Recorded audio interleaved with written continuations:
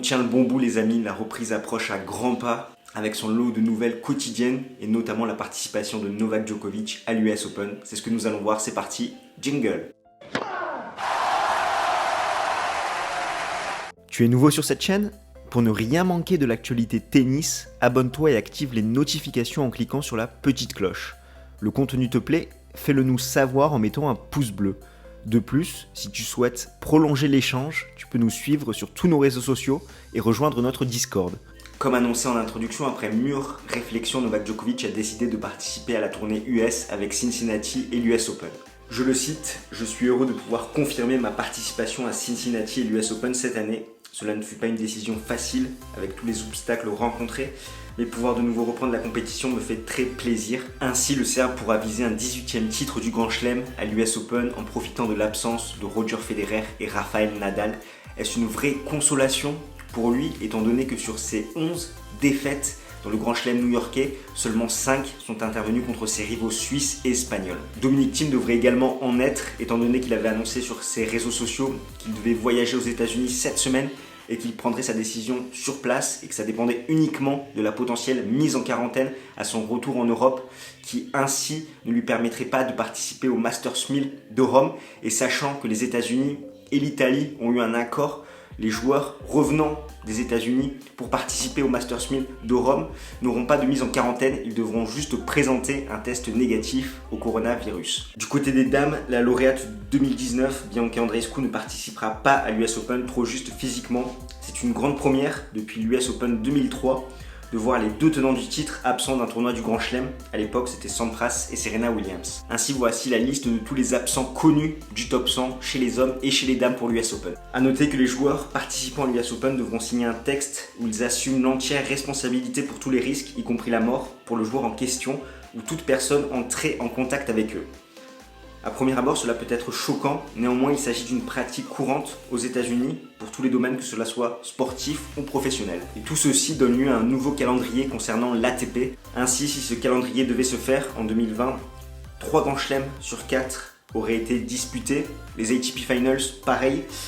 3 Masters 1000 sur 9, 7 ATP 500 sur 13, 15 ATP 250 sur 38, et l'ATP Cup également qui s'est disputé en début d'année.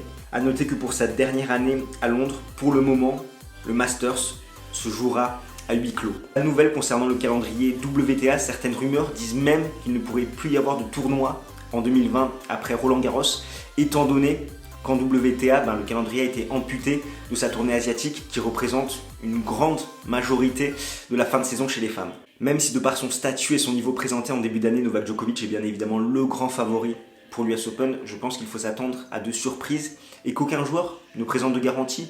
Je rappelle qu'il y a eu un long arrêt de plusieurs mois, que là, reprendre la compétition, ça va être compliqué. Chaque organisme va réagir d'une façon différente et au final, le rythme de la compétition est totalement différent de celui qu'on peut mettre à l'entraînement. Et c'est pourquoi, pour moi, c'est impossible de perfer sur dur aux États-Unis et ensuite de pouvoir être performant sur terre battue en Europe. Il va falloir faire des choix et on ne pourra avoir de très bons résultats que sur l'un des deux grands chelems, que ce soit l'US Open ou Roland-Garros, je pense. Et ce, même si l'annulation du tournoi de Madrid a permis d'avoir une semaine de récupération supplémentaire par rapport au calendrier défini précédemment.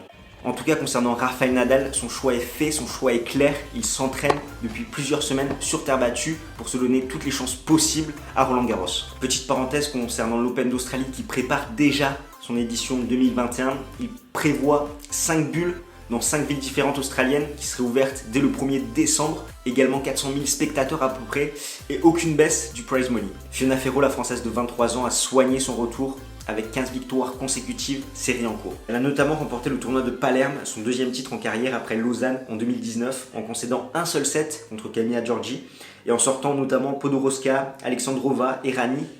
Giorgi en demi-finale et Kontaveit en 2-7 en finale. Blessée à une côte, elle a déclaré forfait pour l'US Open, mais elle pourrait profiter de cette confiance pour briller à Roland-Garros. Et enfin, les reprises pour les dames à Lexington et Prague ont été compliquées. Après 2 tours poussifs, Simona Halep a repris ses automatismes pour se qualifier en demi-finale du tournoi de Prague, où elle ne connaît pas encore son adversaire. Ça sera soit Sorribes Tomo ou Begu. De l'autre côté, on retrouvera la sœur jumelle de Karolina Pliskova, Kristina Pliskova, qui défiera en demi-finale Mertens. Ainsi, on a 2 têtes de série qui se sont qualifiées pour les demi-finales du tournoi de Prague. Ça a été plus compliqué du côté de Lexington, où Brady va défier Coco Gauff et Teichmann va défier Rogers. Après 2 tours poussifs, Serena Williams a fini par craquer en 3-7 contre Shelby Rogers.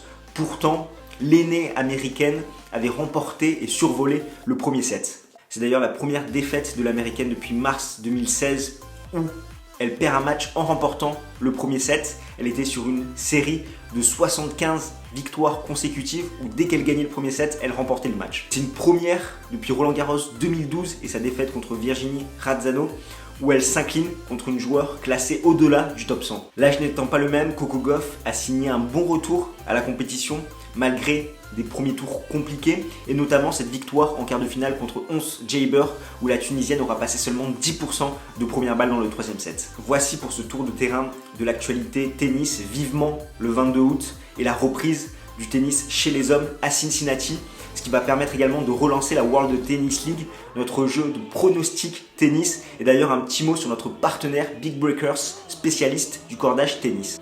En tout cas nous, on se retrouve très vite, d'ici là, porte-toi bien, ciao ciao tout le monde.